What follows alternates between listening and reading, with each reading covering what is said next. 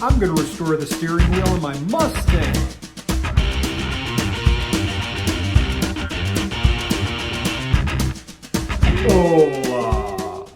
Now that I fixed the door panels, the steering wheel is what's making the Mustang show its age. I'm going to look to hide that age, much as I do with myself, by dressing so smartly. The problem is the paint on the buttons is flaked off, like this car was driven by a feral cat. The aluminum trim is discolored, dented, and dirty.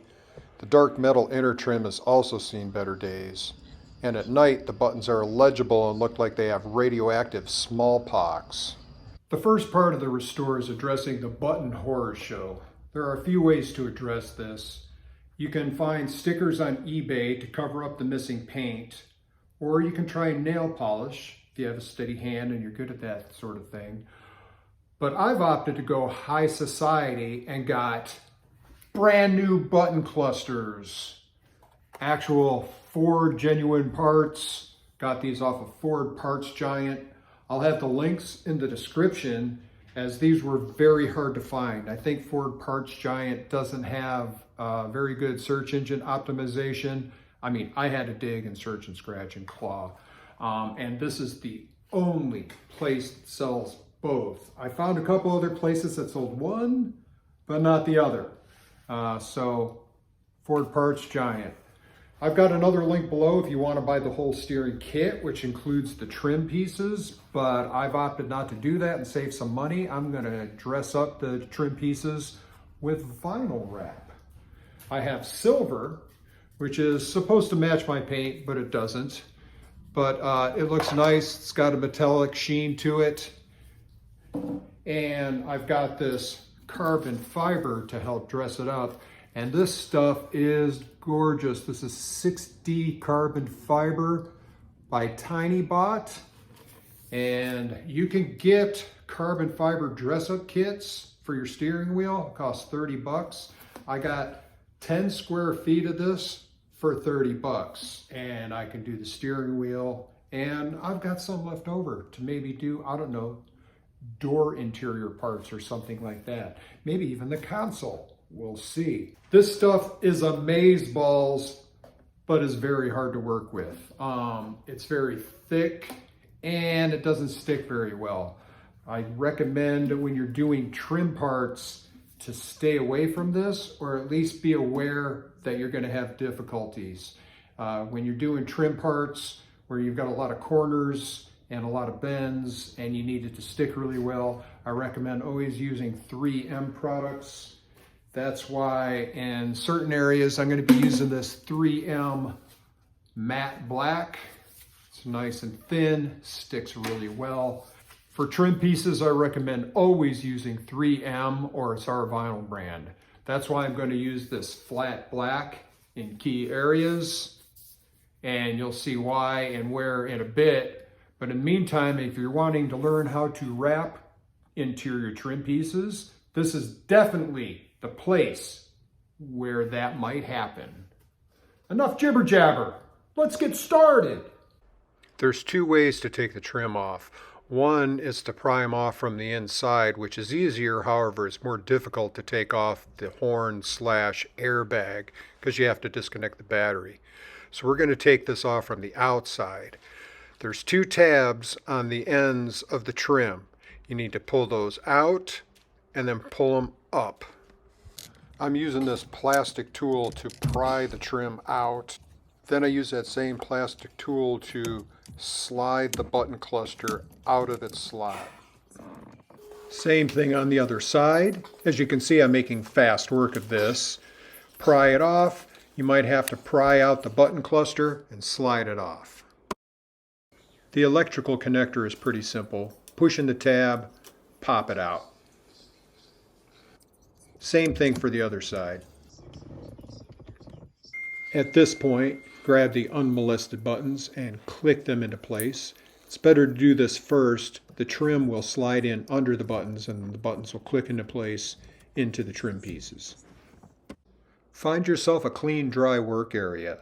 Use isopropyl alcohol to clean the surfaces. Get all the grit off of the visual surfaces that might show through the vinyl, and make sure the back is clean so that the edges stick. Speaking of edges, use 3M primer. This helps the edges stick really well, and it also helps with the concave areas that might pull up on you. These are the concave areas that I'm talking about right here. I'm putting primer in the groove because my two different vinyls will meet here.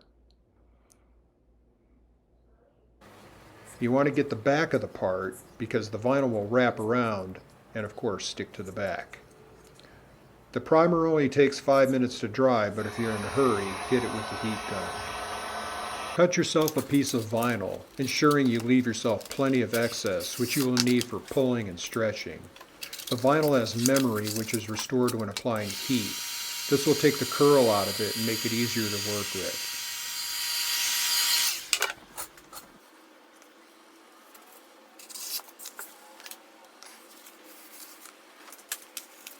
Secure the vinyl on one end and then do a cold stretch across the part.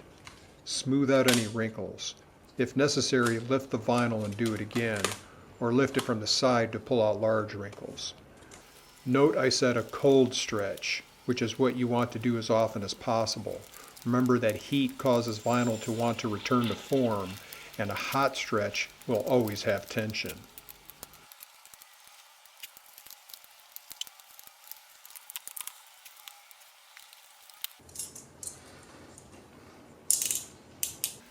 Using a sharp X-Acto knife, I start trimming the excess. Make relief cuts on the inner curve. Use more cold stretching while removing wrinkles and wrapping the vinyl around the edges.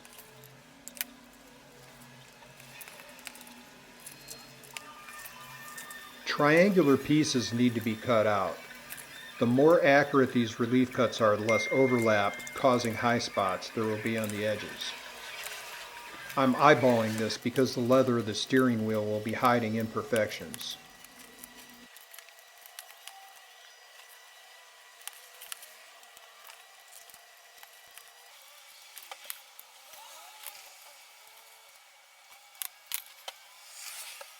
Corners are notoriously difficult to wrap. Fortunately, again, the horn hides these corners, so I can just pinch the ends off and cut the excess, leaving enough to hold it in place. I'm using my thumbnail to find the groove, so I can take my X-Acto blade and slowly and carefully follow the groove to cut out the centerpiece.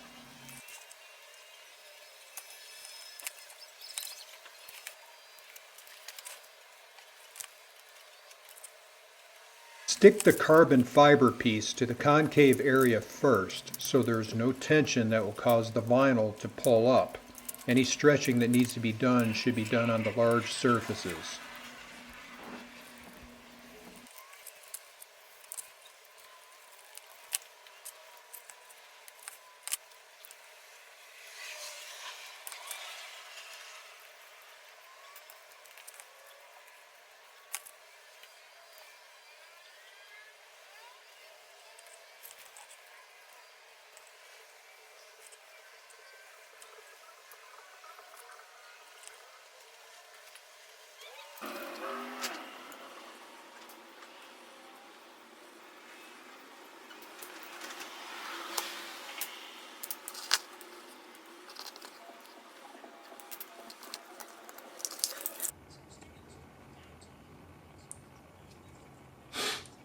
Slide the trim under the button cluster and under the horn.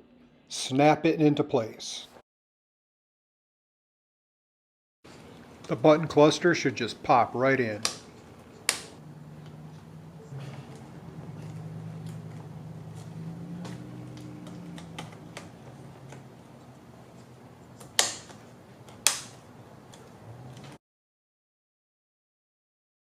The bottom piece doesn't have the tabs like the side pieces do, but it still takes quite a bit of force to get it off. I ultimately had to use 2 pry tools, but then it came out.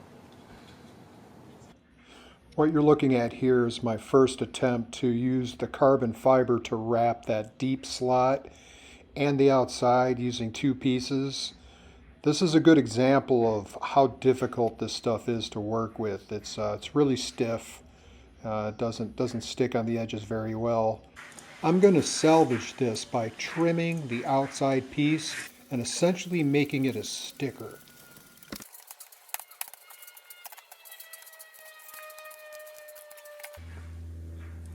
Here I'm using the 3M Matte Black. Going to cut the backing out of the middle so I can slide this into the deep channel of the trim.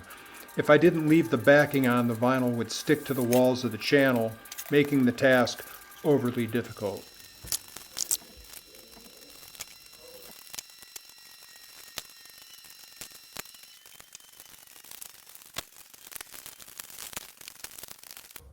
You've hit like, haven't you?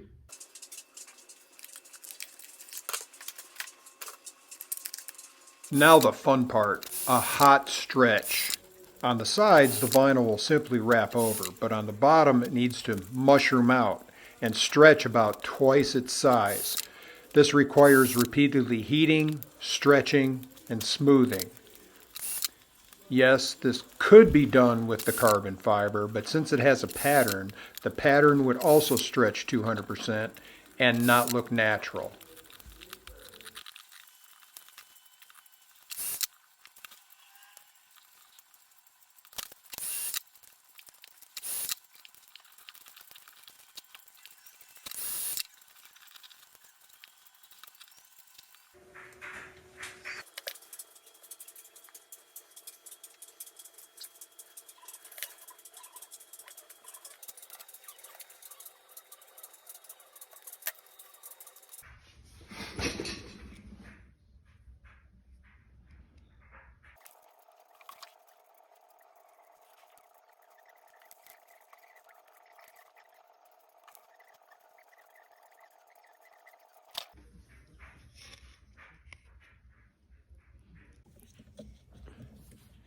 And the final result.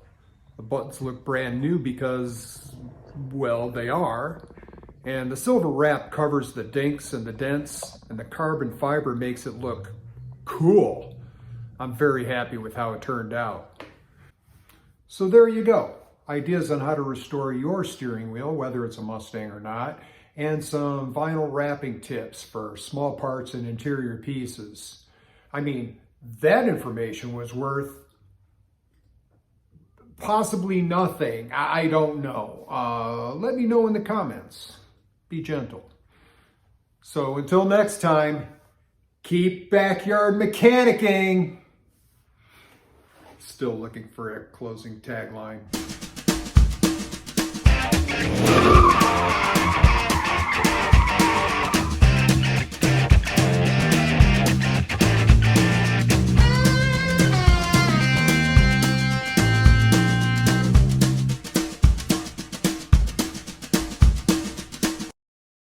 But I've opted to go high society and buy brand new button clusters. And they weren't ready to go.